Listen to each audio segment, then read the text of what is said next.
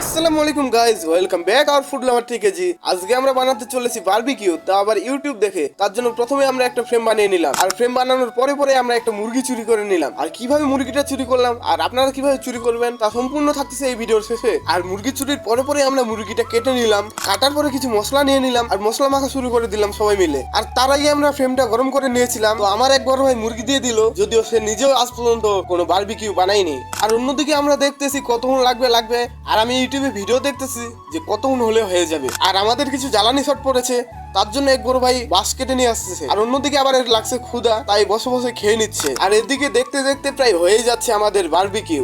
আর আমরা কিছুক্ষণ পরে লক্ষ্য করলাম যে আমাদের বারবিকিউ হয়ে গেছে, তাই আমরা একটি প্লেটে উঠিয়ে নিলাম। এবং যেহেতু আমরা অনেকজন আছি, কয়েক ভাগ করে কেটে নিলাম এবং এখন আমরা খেতে শুরু করে দিয়েছি। দেখেন খাচ্ছে কি সুন্দর করে। আমি আছি পিছনে। আর মুরগি চুরি করা ভাই বাদ দেন, আমরা কিনে খেয়েছি। তো প্রথমে বলছিলাম মুরগি চুরি করে খেয়েছি, মুরগি চুরি করি নাই ভাই, আমরা ভদ্র মানুষ।